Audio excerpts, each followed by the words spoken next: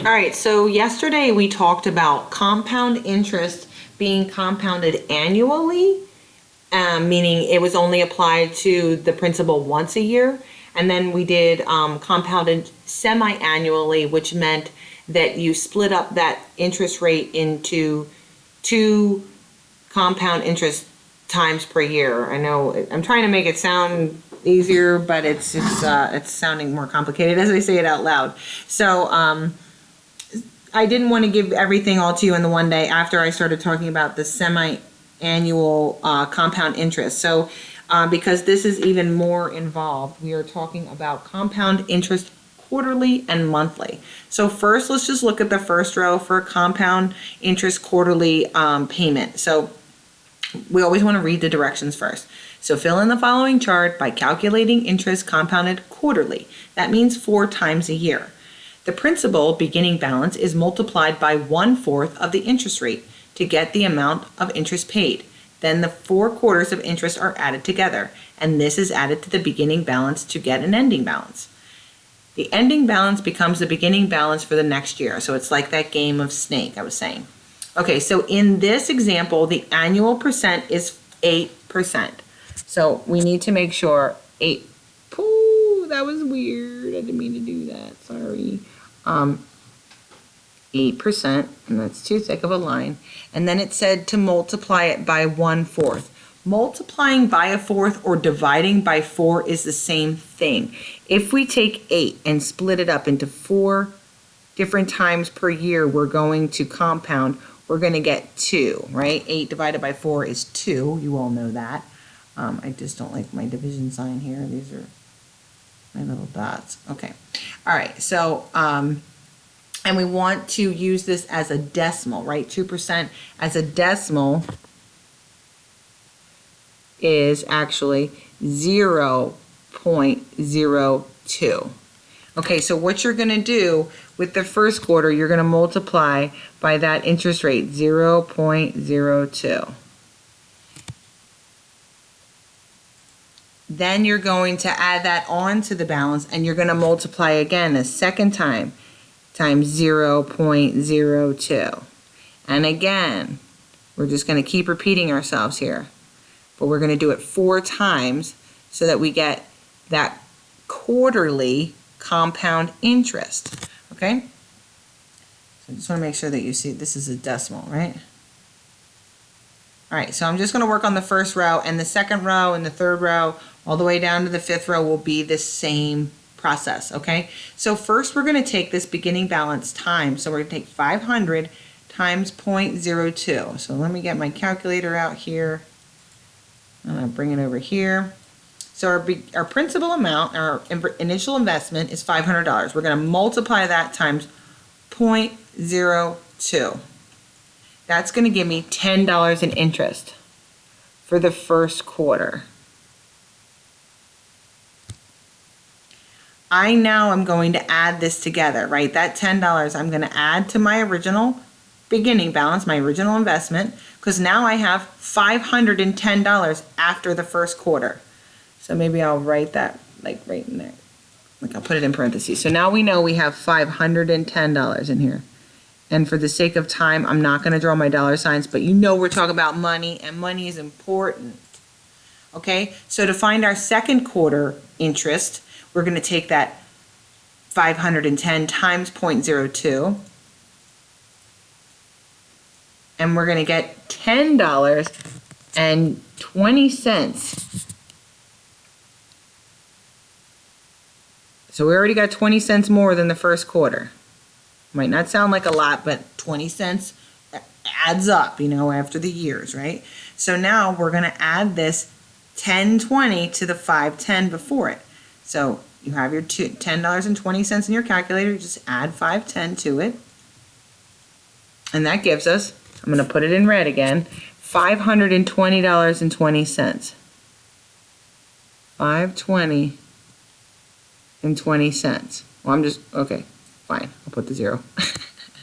Okay, so that's what we have after our second quarterly compounded interest. So let's look at the third quarter. We're going to take that 520 $520.20, and we're going to multiply it by the interest rate again. So we already have that $520.2 in our calculator times 0.02. And now I have, and remember, we're talking about money here, so we round to the nearest penny. So I'm hovering my mouse over the 0, that's the nearest penny. We look to the right, whether we're going to round that 0 up to a 1 or we're going to leave it a go. It's a 4, we're going to let it go. So that gives us $10.40 for the third quarter. Well, we're getting more money. So our interest is actually gaining interest too. That's how compound interest works. So let's add that on to our previous balance. So we're going to take our $10.40, so $10.40. We're going to add that on to our $520.20. And now we have $530.60 after the third quarter. 530 and 60. I'm just writing this here to just to illustrate. You do not have to write that down, and you know that I just said that this was $530, even though, you know what, it's driving me crazy. I'll erase it. Hold on. I will get better handwriting, I promise. Okay. But well, not like that I am. All right. So $530.60. That's what we have after our third quarter. Now we're going to multiply again because we have 4 quarterly compounded interest payments made. So here is our balance at this time after the third quarter, $530.60. We're going to multiply by 0.02, and that gives us $10.61 in interest. $10.61 in interest for the fourth quarter. Cool, that's awesome. So we're already going to know our ending balance because we've been keeping track of it, because that's how we do it, right? So we know that $530, and 60 cents plus $10.61 is going to be our ending statement balance of $541.20. We'll just double check to make sure, because what I want to do right now is I want to write down what the interest is, the total interest. So the total interest is adding up first quarter, second quarter, third quarter, fourth quarter. So we're just going to add 10 to 1020 to 1040 to 1061, and that's going to give us our total interest. So let's get this cranking in our calculator. So we got $10 plus $10.20 plus $10.40 plus $10.61 gives us $41.20.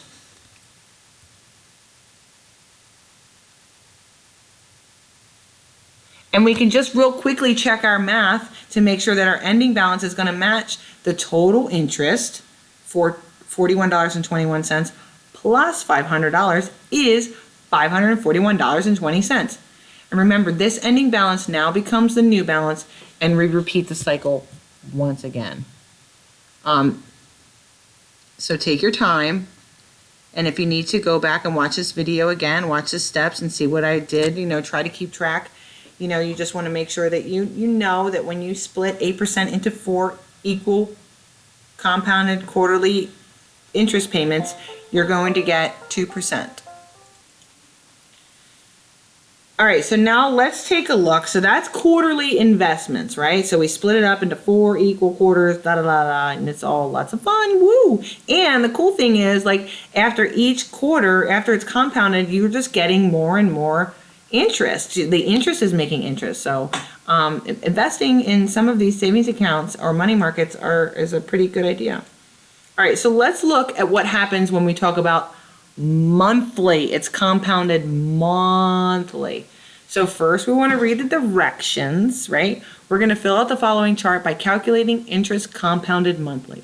The principal is added to the monthly deposit to compute interest for the month.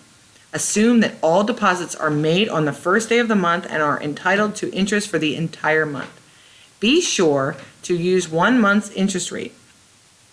Divide the total annual yield APY by 12 because we're splitting it up into 12 equal payments, okay? So what we're going to do is we are going to split up the 6% divided by 12, right? So 6 divided by 12. First off, let's figure out what that is. That is 0.5. So we're talking about, and I'm going to try to make this bigger so you can see it. Ooh, that's too big. Never mind.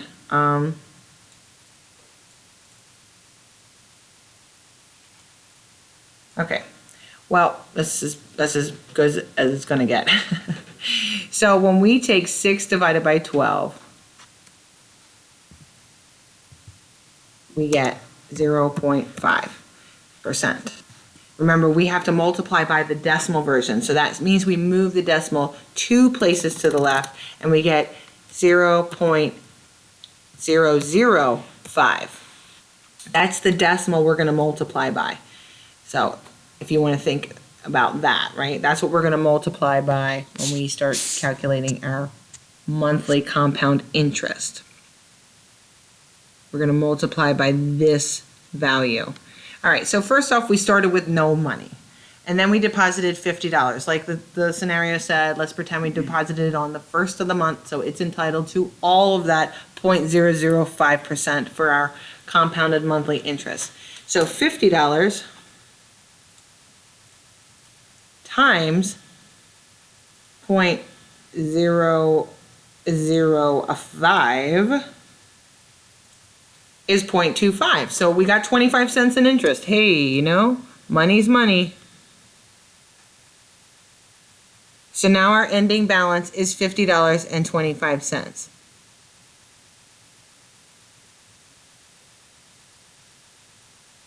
Remember, our ending balance becomes our beginning balance.